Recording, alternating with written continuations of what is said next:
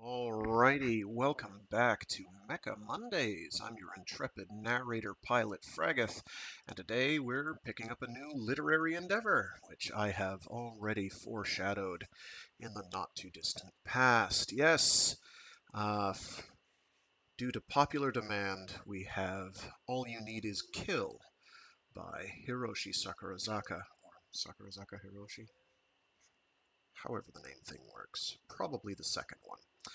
Anyway, published in the distant future year of 2004. When was the English edition published?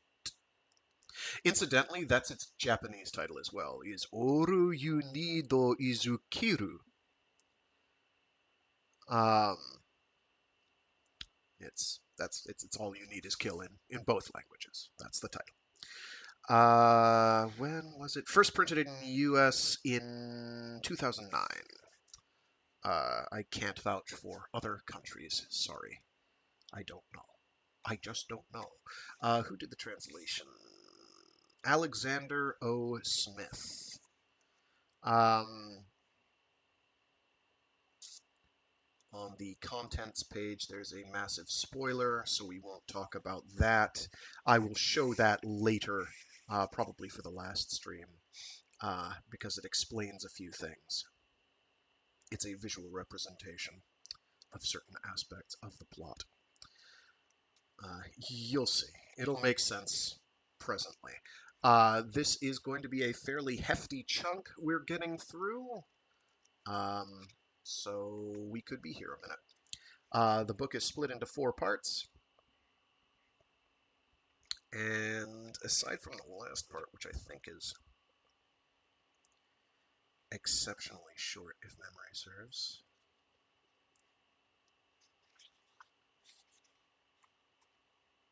I seem to recall the final installment being short, or it's the second to last. It's one of the two. I can't remember right now. Yeah, the last one's actually kind of beefy. It's about the same. So we're going to basically be doing it in 4 parts, is the plan. Uh, don't skip that page. Not that page. Please, please, not like this. Thank you very much. Okay, so yeah, buckle up. Things are going to be pretty intense right off rip. So give me a sec to get a little extra water in me, and we'll get crack-a-lackin'.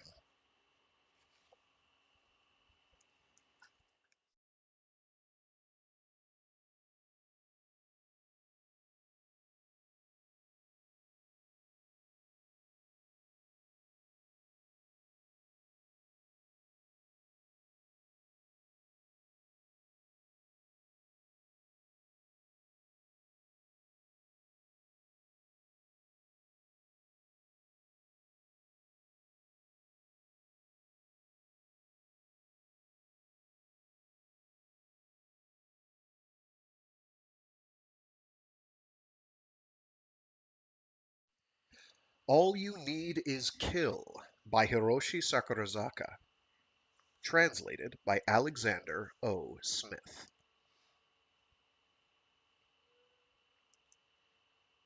Chapter 1. Private Kyria. 1. When the bullets start flying, it's only a matter of time before fear catches up with a soldier. There you are, steel death whizzing past in the air.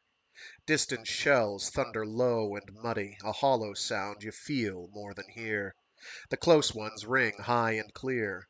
They scream with a voice that rattles your teeth, and you know they're the ones headed for you. They cut deep into the ground, throwing up a veil of dust that hangs there, waiting for the next round to come ripping through. Thousands of shells burning through the sky, slices of metal no bigger than your finger, and it only takes one to kill you. Only takes one to turn your best buddy into a steaming side of meat. Death comes quick, in the beat of a heart, and he ain't picky about who he takes. The soldiers he takes quick, before they know what hit 'em. They're the lucky ones. Most die in agony, their bones shattered, their organs shredded, leaking a sea of blood onto the ground. They wait alone in the mud for death to steal up behind them and wring out the last drops of life with his icy hands. If there's a heaven, it's a cold place, a dark place, a lonely place.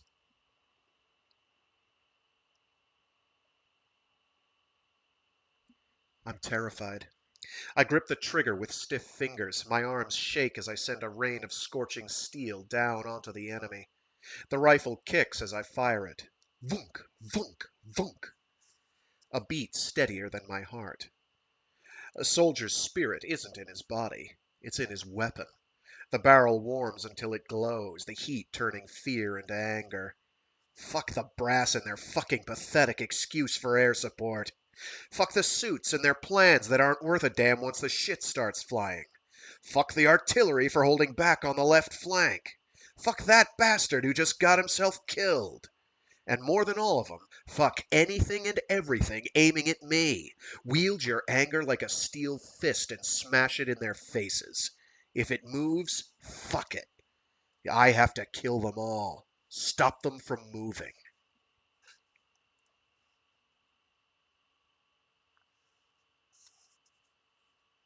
A scream found its way through my clenched teeth.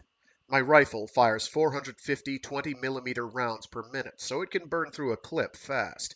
But there's no point holding back. It don't matter how much ammo you have left when you're dead. Time for a new magazine. Reload! The soldier I was shouting to was already dead. My order died in the air, a meaningless pulse of static. I squeezed my trigger again. My buddy Yonabaru caught one of the first rounds they fired back, one of those javelins. Hit him straight on, tore right through his jacket. The tip came out covered in blood, oil, and some unidentifiable fluids. His jacket did a danse macabre for about 10 seconds before it finally stopped moving. There was no use calling a medic. He had a hole just below his chest nearly 2 centimeters across, and it went clean through his back. The friction had seared the wound at the edges, leaving a dull orange flame dancing around the opening. It all happened within the first minute after the order to attack. He was the kind of guy that liked to pull rank on you over the stupidest shit, or tell you who'd done it in a whodunit before you'd finished the first chapter. But he didn't deserve to die. My platoon, 146 men from the 17th Company, 3rd Battalion, 12th Regiment, 301st Armored Infantry Division, was sent in to reinforce the northern end of Kotoiushi Island. They lifted us in by chopper to ambush the enemy's left flank from the rear. Our job was to wipe out the runners when the frontal assault inevitably started to push them back. So much for the inevitable. Yonabaru died before the fighting even started. I wondered if he suffered much. By the time I realized what was going on, my platoon was smack dab in the middle of the battle. We were catching fire from the enemy and our own troops both. All I could hear were screams, sobbing, and fuck, fuck, fuck, fuck. The profanities were flying as thick as the bullets. Our squad leader was dead. Our sergeant was dead. The whir of the rotors on the support choppers was long gone. Comms were cut off. Our company had been torn to shreds. The only reason I was still alive was because I'd been taking cover when Yonabaru bought it. While the others stood their ground and fought, I was hiding in the shell of my jacket, shaking like a leaf. Jacket is with a capital J. These power suits are made of a Japanese composite armor plating that's the envy of the world. They cover you like white on rice. I figured that if a shell did make it past the first layer, it'd never make it past the second. So if I stayed out of sight long enough, the enemy would be gone when I came out. Right? I was scared shitless. Like any recruit fresh out of boot camp, I could fire a rifle or a pile driver, but I still didn't know how to do it worth a damn. Anyone can squeeze a trigger. Bang! But knowing when to fire, where to shoot when you're surrounded, for the first time I realized I didn't know the first thing about warfare. Another javelin streaked past my head. I tasted blood in my mouth, the taste of iron, proof that I was still alive. My palms were clammy and slick inside my gloves. The vibrations of the jacket told me the battery was almost out of juice. I smelled oil. The filter was on its last legs, and the stench of the battlefield was fighting its way into my suit, the smell of enemy corpses like the smell of crumpled leaves. I hadn't felt anything below my waist for a while. It should have hurt where they hit me, but it didn't. I didn't know whether that was good or bad. Pain lets you know you're not dead yet. At least I didn't have to worry about the piss in my suit. Out of fuel air grenades. Only 36 20mm slugs left. The magazine would be empty in 5 seconds. My rocket launcher, which they only gave each of us 3 rockets for anyway, got itself lost before I could even fire the damn thing. My head-mounted camera was wasted, the armor on my left arm was shredded, and even at full throttle, the jacket was only outputting at 40%. Miraculously, the pile driver on my left shoulder had survived without a scratch.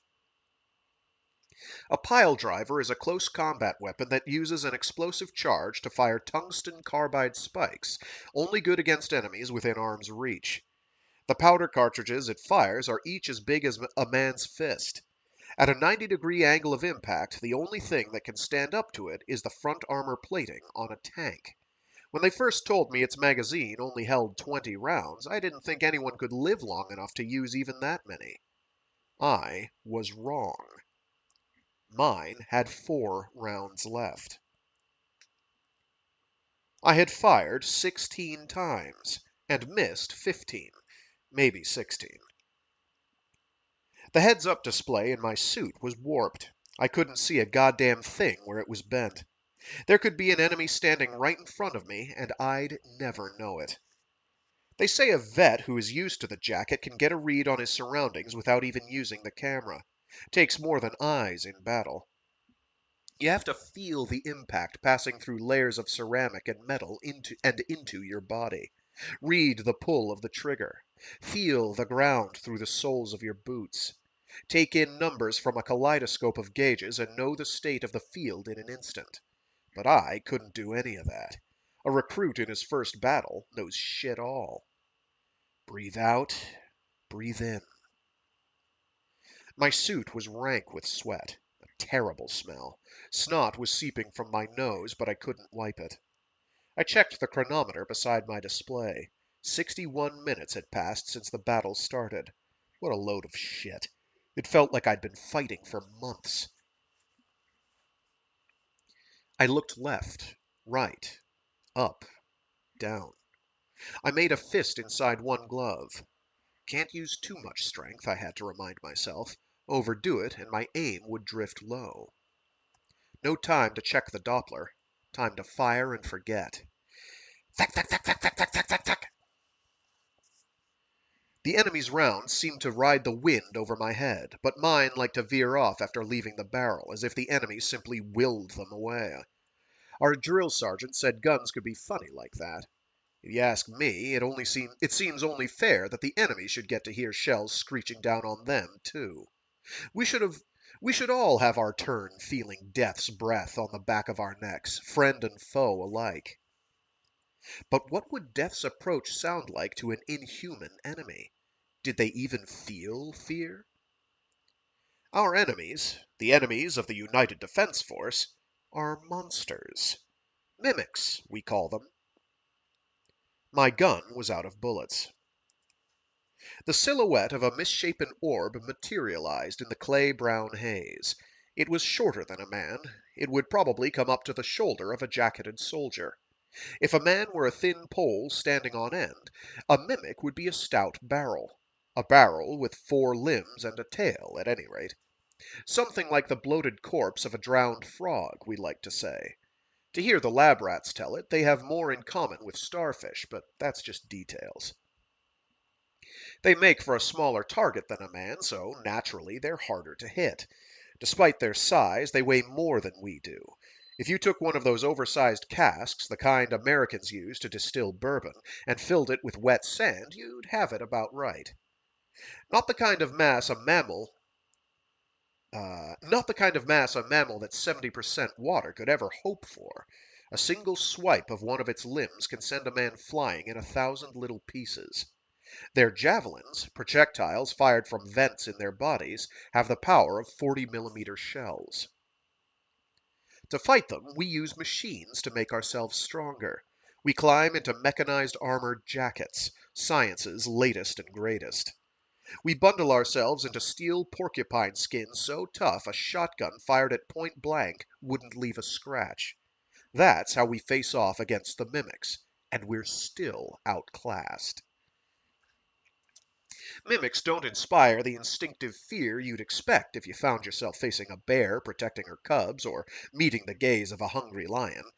Mimics don't roar. They're not frightening to look at. They don't spread any wings or stand on their hind legs to make themselves look more intimidating. They simply hunt with the relentlessness of machines. I felt like a deer in the headlights, frozen in the path of an oncoming truck. I couldn't understand how I'd gotten myself into the situation I was in. I was out of bullets. So long, Mom. I'm gonna die on a fucking battlefield. On some godforsaken island with no friends, no family, no girlfriend. In pain, in fear, covered in my own shit because of the fear. And I can't even raise the only weapon I have left to fend off the bastard racing toward me. It was like all the fire in It was like all the fire in me left with my last round of ammo. The mimic's coming for me. I can hear death breathing in my ear. His figure looms large in my heads-up display. Now I see him. His body is stained a bloody red. His scythe, a 2-meter-long behemoth, is the same vivid shade. It's actually more of a battle axe than a scythe. In a world where friend and foe wear the same dust-colored camouflage, he casts a gunmetal red glow in all directions. Death rushes forward, swifter than even a mimic. A crimson leg kicks, and I go flying. My armor is crushed. I stop breathing. The sky becomes the ground. My display is drowning in red flashing warnings. I cough up blood, saving the rest of the warnings the trouble. Then my pile driver fires. The blast throws me at least 10 meters into the air. Bits of the armor plating from the back of my jacket scatter across the ground. I land upside down. Death swings his battle axe. Metal screams as he cuts through the uncuttable. The axe cries out like a freight train screeching to a halt. I see the mimic's carapace sailing through the air.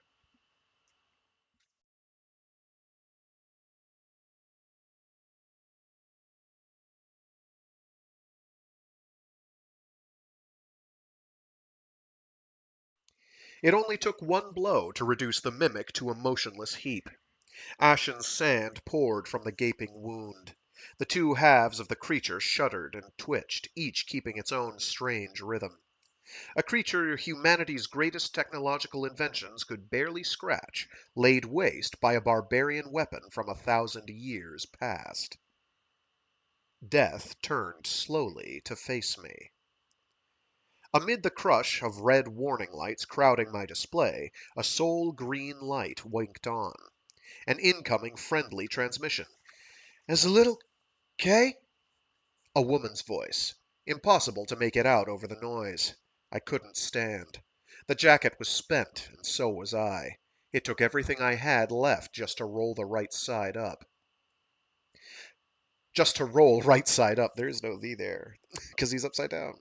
Upon closer inspection, I was not, in fact, in the company of the Angel of Death. It was just another soldier in a jacket. A jacket not quite like my own, as it was outfitted with that massive battle axe where the regulation pile driver should have been. The insignia on the shoulder didn't read JP, but instead US. In place of the usual desert camouflage mix of sand and coffee grounds, the suit shone head to toe in metallic crimson. The Full Metal Bitch. I'd heard stories. A war junkie always chasing the action, no matter where it led her. Word had it she and her Special Forces squad from the U.S. Army had chalked up half of all confirmed mimic kills ever. Maybe anyone who could see that much fighting and live to tell about it really was the Angel of Death. Still carrying the battle axe, the blazing red jacket started toward me. Its hand reached down and fumbled for the jack in my shoulder plate. A contact comm. "There's something I've been wanting to know." Her voice filled my suit, clear as crystal. A soft, light tone at odds with the 2-meter axe and carnage she just created with it. "Is it true the green tea they serve in Japan at the end of your meal comes free?" The conductive sand spilling out of the fallen mimic danced away on the wind. I could hear the distant cry of shells as they flew. This was a battlefield, the scorched waste where Yonabaru, Captain Yuge, and the rest of my platoon had died. A forest of steel shells. A place where your suit fills with your own piss and shit. Where you drag yourself through a mire of blood and muck. "I've gotten myself in trouble for believing everything I read, so I thought I'd play it safe, ask a local," she continued. Here I am, half dead, covered in shit, and you want to talk about tea? Who walks up to someone, kicks them to the ground, and then asks about tea? What was going through her fucking head? I wanted to give her a piece of my mind, but the words wouldn't come. I could think of the words I wanted to say, but my mouth had forgotten how to work. A litany of profanities stalled at the gate. "That's the thing with books. Half the time the author doesn't know what the hell he's writing about, especially not those war novelists. Now how about you ease your finger off the trigger and take a nice deep breath?" Good advice. It took a minute, but I started to see straight again. The sound of a woman's voice always had a way of calming me down. The pain I'd left in battle returned to my gut. My jacket misread the cramps in my muscles, sending the suit into a mild spasm. I thought of the dance Yonabaru's suit did just before he died. "Hurt much?" "What do you think?" My reply wasn't much more than a hoarse whisper. The red jacket kneeled down in front of me, examining the shredded armor plate over my stomach. I ventured a question. "How's the battle going?" The 301st has been wiped out. Our main line fell back to the coast to regroup." "What about your squad?" "No use worrying about them." "So, how do I look?" "It pierced the front, but the back armor plate stopped it. It's charred bad." "How bad?" "Bad." Fuck me. I looked up at the sky. Looks like it's starting to clear. "Yeah, I like the sky here." Why's that? "It's clear. Can't beat islands for clear skies." Am I gonna die? "Yeah," she told me. I felt tears well up in my eyes. I was grateful then that the helmet hid my face from view. It kept my shame a private thing. The red jacket maneuvered to gently cradle my head. "What's your name? Not your rank or your serial number. Your name." Keiji Kiria. "I'm Rita Vratatsky." "I'll stay with you until you die." She couldn't have said anything I'd rather hear, but I wasn't going to let her see that. You'll die too if you stay. "I have a reason. When you die, Keiji, I'm going to take your jacket's battery." That's cold. "No need to fight it. Relax. Let go." I heard an electronic squelch, an incoming comm signal in Rita's helmet. It was a man's voice. The link between our jackets automatically relayed the voice to me. "Calamity Dog, this is Chief Breeder." "I read you." All business. "Alpha server and vicinity are under control. Estimate we can hold for 13 minutes tops. Time to pick up that pizza." "Calamity Dog copies. Running silent from here in." The red jackets stood, covering our comlink. Severing our comlink. Sorry. Behind her, an explosion rumbled. I felt the ground tremble through my spine. A laser-guided bomb had fallen from the sky. It plunged deep into the earth, piercing the bedrock before it detonated. The sandy white ground bulged like an overcooked pancake. Its surface cracked and sent darker soil the color of maple syrup spewing into the air. A hail of mud splattered on my armor. Rita's battle axe glinted in the light. The smoke cleared. I could see a writhing mass in the center of the enormous crater left by the explosion. The enemy. Red points of light sprang to life on my radar screen, so many that every point was touching another. I thought I saw Rita nod. She sprang forward, flitting across the battlefield. Her axe rose and fell. Each time it shone, the husk of a mimic's sword. The sand that poured from their wounds spiraled on the whirlwinds traced by her blade. She cut them down with the ease of a laser cutting butter. Her movements took her in a circle around me, protecting me. Rita and I had undergone the same training, but she was like a juggernaut while I lay on the ground, a stupid toy that had run down its batteries. No one had forced me to be here. I had dragged myself to this wasteland of a battlefield, and I wasn't doing a damn bit of good for anyone. Better I'd gotten plugged outside alongside Yonabaru. At least then I wouldn't have put another soldier in harm's way trying to protect me. I decided not to die with 3 rounds left in my pile driver. I lifted a leg. I put a hand on one knee. I stood. I screamed. I forced myself to keep going. The red jackets turned to me. I heard some noise over my headphones, but I couldn't tell what she was trying to say. One of the mimics in the pack stood out from the rest. It wasn't that it looked different from the others, just another drowned, bloated frog. But there was something about it that set it apart. Maybe proximity to death had sharpened my senses, but somehow I knew that was the one I was meant to fight. So that's what I did. I leapt at the mimic, and it lashed out at me with its tail. I felt my body lighten. One of my arms had been cut off. The right arm, leaving the pile driver on the left intact. Lucky me. I pulled the trigger. The charge fired, a perfect 90-degree angle. One more shot. A hole opened in the thing's carapace. One more shot. I blacked out.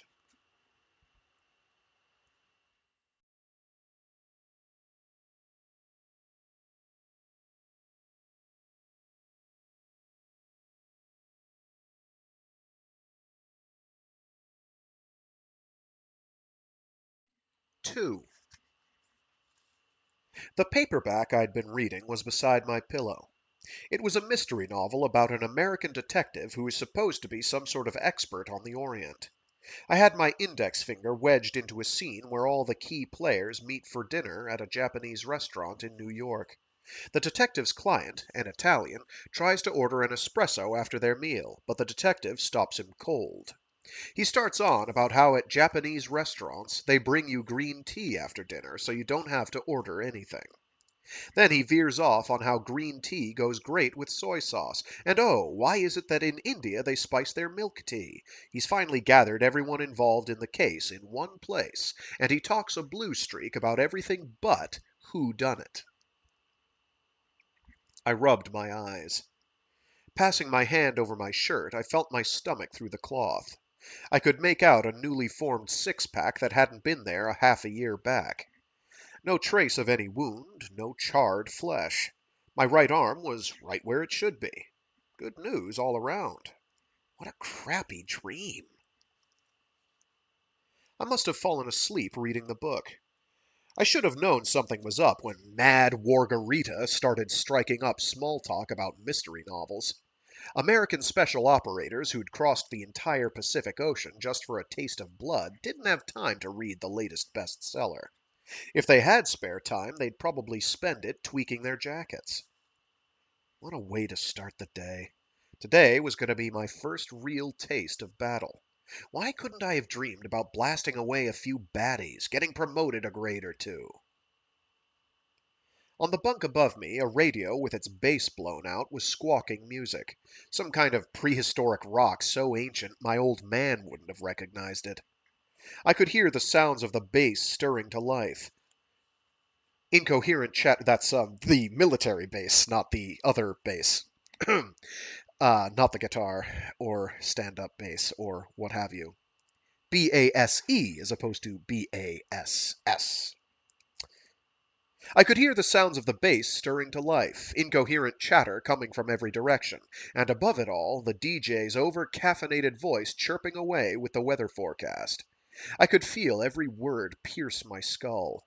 Clear and sunny out here on the island, same as yesterday, with a UV warning for the afternoon. Watch out for those sunburns. The barracks weren't much more than 4 sheets of fire-resistant wood propped up together. A poster of a bronze-skinned bikini babe hung on one of the walls. Someone had replaced her head with a shot of the Prime Minister torn from the base newspaper. The bikini babe's head grinned vapidly from its new home atop the macho muscle builder on another nearby poster. The muscle builder's head was MIA. I stretched in my bunk.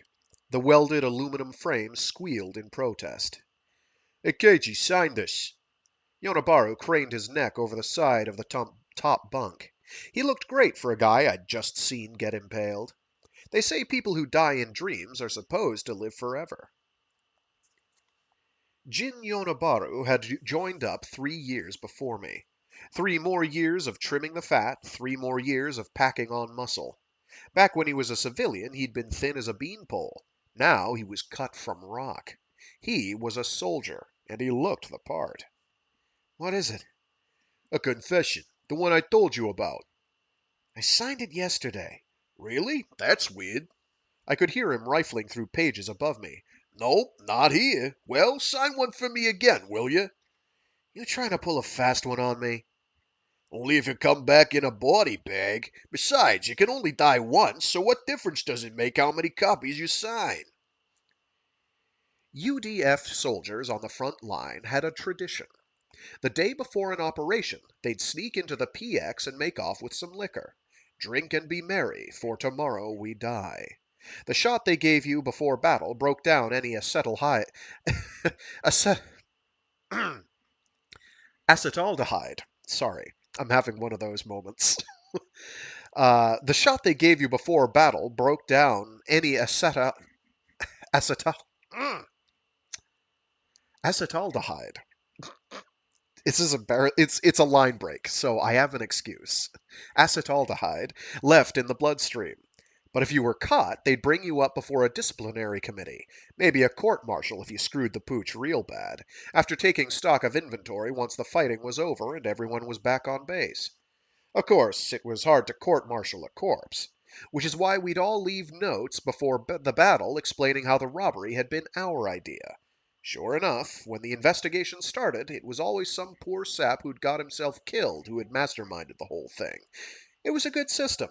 The people running the PX were wise to the racket, so they made sure to leave out some bottles that wouldn't be missed too much. You'd think they'd just go ahead and give everyone a few drinks the night before a battle, for morale's sake, if nothing else. But no, it was the same old song and dance every time. Good ideas don't stand a chance against good bureaucracy. I took the paper from Yonabaru. "Funny, I thought I'd be more nervous." "So soon? Save it for the day, man." "What do you mean? We suit up this afternoon." You nuts? How long do you plan on wearing that thing? "If I don't wear it today, when will I?" How about tomorrow when we roll out?" I nearly fell out of bed. For an instant my eyes settled on the soldier lying on the bunk next to mine. He was flipping through a porn magazine. Then I stared up into Yonabaru's face. "What do you mean tomorrow? They postponed the attack?" "Nah, man, it's always been tomorrow. But our secret mission to get hammered starts tonight at 1900 hours. We drink ourselves blind and wake up with a hell of a hangover in the morning. A plan not even HQ could fuck up." Wait. We'd broken into the PX last night. I remembered the whole thing. I was a bit nervous about it being my first battle, so I'd decided to duck out a bit early. I'd come back to my bunk and started reading that mystery novel. I even remembered helping Yonabaru up to his bed when he came staggering in from partying with the ladies. Unless I had dreamed that, too? Yonabaru smirked. You don't look so good, Keiji. I picked the novel up off my bed. I'd brought it along to read in my spare time, but I'd been so busy drilling formation that it had stayed stuffed at the bottom of my bag. I remember thinking how appropriately ironic it was that I hadn't had any time to start reading it until the day before I was probably going to die. I opened the book to the last page I'd read. The American detective, who was supposed to be an expert on the Orient, was discussing the finer points of green tea, just like I remembered. If today was the day before the battle, when had I read the book? Nothing was making any sense. Listen, there's nothing to tomorrow's operation. I blinked. Nothing to it, huh? Just get yourself home without shooting anyone in the back and you'll be fine. I grunted in reply. Yonabaru curled his hand into a gun and pointed his index finger at his head. I'm serious. Sweat it too much, you'll turn into a feedhead. End up losing your mind before they even get a chance to blow your brains out. The guy I'd replaced had gone a little haywire, so they pulled him from the front lines. They say he started picking up comm feeds about how humanity was doomed. Not the kind of shit you want heavily armored UDF jacket jockeys listening to. We might not lose as many to that as we do the enemy, but it's not pretty either way. In battle, unless you're sound of body and mind, you're a liability. I'd only just arrived on the front lines, hadn't even seen any action, and already I was having hallucinations. Who knows what warning lights were going off in my head? You ask me, anyone come out of a battle not acting a little funny has a screw or three loose. Yonabaru grinned. Hey, no scaring the fresh meat, I protested. I wasn't actually scared, but I was growing increasingly confused. Just look at Farrell. Only way to make it is to lose whatever it is that makes you human. A sensitive, caring individual like myself ain't cut out for fighting, and that's the truth. I don't see anything wrong with the sergeant. Ain't a question of right or wrong. It's about having a heart made of tungsten and muscles so big they cut off the blood to your brain. I wouldn't go that far. Next, you'll be telling us that Mad Wargarita is just another grunt like the rest of us. Yeah, well, the thing with her is. And so the conversation went on, back and forth like we always did. Our bad mouthing of Rita was just hitting its stride when the sergeant showed up. Sergeant Farrell Bartolome had been around longer than anyone else in our platoon. He'd lived through so many battles, he was more than a soldier. He was the glue that kept our company together. They said if you stuck him in a centrifuge, he'd come out 70% Big Brother, 20% ball-busting drill sergeant, and 10% steel-reinforced carbon. He scowled at me, then looked at Yonabaru, who was hastily bundling up our liquor confessions. His scowl deepened. You the soldier who broke into the PX? Yeah, that's me, my friend confessed without a trace of guilt. The men on the surrounding beds ducked under their sheets with all the speed of cockroaches scattering in the light, porn magazines and playing cards forgotten. They'd seen the look on the sergeant's face. I cleared my throat. Did security, run into some kind of trouble? Farrell's forehead knotted as though he were balancing a stack of armored plating on his head. I had a strong feeling of déjà vu. All this happened in my dream. Something had gone down, unrelated, at the exact time Yonabaru and his buddies were breaking into the PX. Security had gone on alert, and the robbery had come to light ahead of schedule. Where'd you hear that? Just a lucky guess. Yonabaru leaned out over the edge of his bunk. What kind of trouble? Someone stepped in a knee-deep pile of pig shit. Now, that may not have anything to do with you, but nevertheless, at 0900, you're going to assemble at the #1 training field in your 4th-tier equipment for physical training. Pass the word to the rest of those knuckleheads you call a platoon. You gotta be kidding. We're going into battle tomorrow and you're sending us off for PT? That's an order, Corporal. Sir, reporting to the number one training field at 0900 in full fourth tier equipment, sir. But, one thing, Sarge. We've been doing that liquor raid for years. Why give us a hard time about it now? You really want to know? Farrell rolled his eyes. I swallowed hard. Nah, I already know the answer.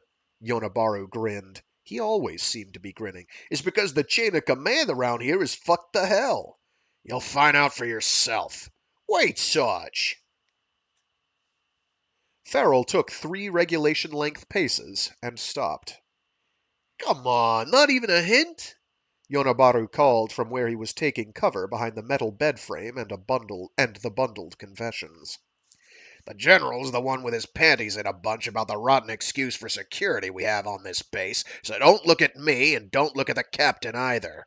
In fact, you might as well just shut up and do what you're told for a change. I sighed. He's not going to have us out there weaving baskets, is he? Yonabaru shook his head. Maybe we can all do a group hug. Fucking asshole. I knew where this ended. I'd dreamed all this, too. After their defeat a year and a half ago at the Battle of Okinawa Beach, the Japanese Corps made it a matter of honor to recapture a little island perched off the coast of the Boso Peninsula, a place named Kotoiushi. Blech. I don't know why I'm having trouble with that today. A place named Kotoiushi. With a foothold there, the mimics were only a stone's throw away from Tokyo. The imperial palace and central government retreated and ruled from Nagano, but there wasn't any way to relocate the economic engine that was Japan's largest city. The defense ministry knew that Japan's future was riding on the outcome of this operation, so in addition to mustering 25,000 jackets, an endless stream of overeager generals had been pooling in this little base on the flour line that led down Boso Peninsula. They'd even decided to allow Americans, special operators, into the game. The U.S. hadn't been invited to the party at Okinawa. The Americans probably didn't give a damn whether or not Tokyo was reduced to a smoking wasteland, but letting the industrial area responsible for producing the lightest, toughest composite armor plating fall to the mimics was out of the question. 70% of the parts that went into a state-of-the-art jacket came from China, but the suits still couldn't be made without Japanese technology. So convincing the Americans to come hadn't been difficult. The catch was that with foreign troops came tighter security. Suddenly, there were checks on things like missing alcohol that base security would have turned a blind eye to before. When the brass found out what had been going on, they were royally pissed. How's that for luck? I wonder who fucked up. It ain't us. I knew the Americans. It ain't us. I knew the Americans would be watching over their precious battalion like hawks. It ain't us. I knew the Americans would be watching over their precious battalion like hawks. We were careful as a virgin on prom night. Yonabaru let out an exaggerated moan. My stomach. Sarge, my stomach just started hurting real bad. I think it's my appendix. Or maybe I got tetanus back when I hurt myself training. Yeah, that's gotta be it. I doubt it'll clear up before tonight, so just make sure you stay hydrated. It won't last until tomorrow, hear me? Oh man, it really hurts. Kiryu, see that he drinks some water. Sir. Ignoring Yonabaru's continued performance, Farrell walked out of the barracks. As soon as his audience was gone, Yonabaru sat up and made a rude gesture in the direction of the door. He's really got a stick up his ass. Wouldn't understand a good joke if it came with a fucking manual. Ain't no way I'm gonna be like that when I get old. Am I right? I guess. Fuck. Today's turning to shit. It was all playing out how I remembered. The 17th Armored would spend the next 3 hours in PT.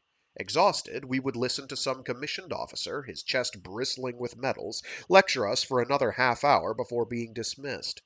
I could still hear him threatening to pluck the hairs off our asses one by one with jacket-augmented fingers. My dream was looking less like one by the minute.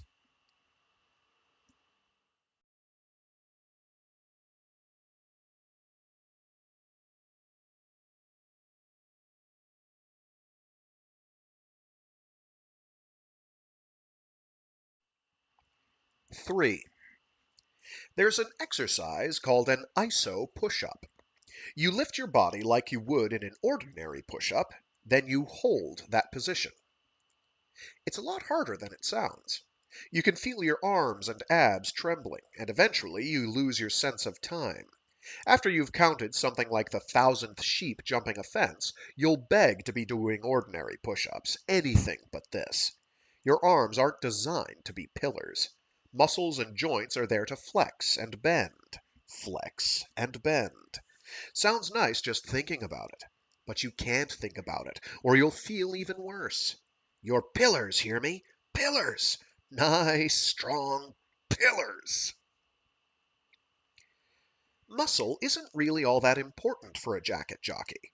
Whether a person's grip is 30 kilos or 70, as soon as they put on that jacket, they'll have 370 kilos of force in the palm of their hands.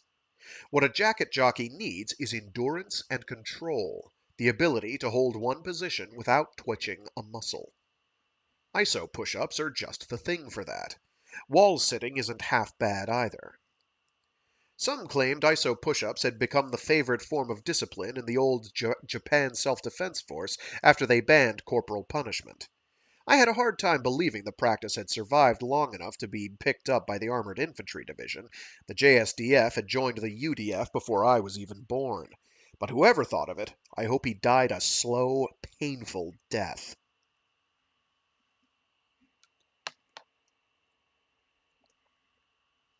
"98!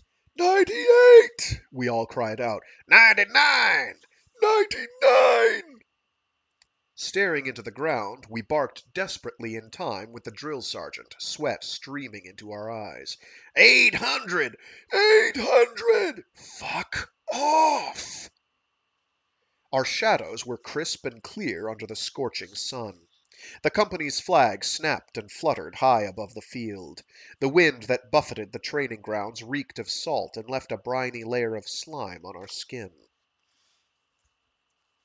There, motionless in the middle of that gargantuan training field, 141 men from the 17th Company of the Armored Infantry Division held their ISO push-ups. Or maybe it's ESO? I assume it's ISO because it's for your whatever. 3 platoon leaders stood as motionless as their men, one in front of each platoon. Our captain watched over the scene with a grimace from the shade of the barracks tent. Sitting beside him was a brigadier general from the General Staff Office. The general who'd opened his mouth and started this farce was probably off sipping green tea in an air-conditioned office. Cocksucker! A general was a being from the heavens above. A being perched on a gilded throne, higher than me, higher than Yonabaru, higher than Ferrell, higher than the lieutenant in charge of our platoon, the captain in charge of our company, the lieutenant colonel in charge of our battalion. Higher than the colonel in charge of our regiment, higher even than the base commander. The generals were the gods of Flower Line, and all who trained, slept, and shat within its walls. So high they seemed distant and unreal. Generals didn't steal liquor. They were early to bed, early to rise, always brushing their teeth after every meal, never skipping a morning shave. Goddamned messiahs.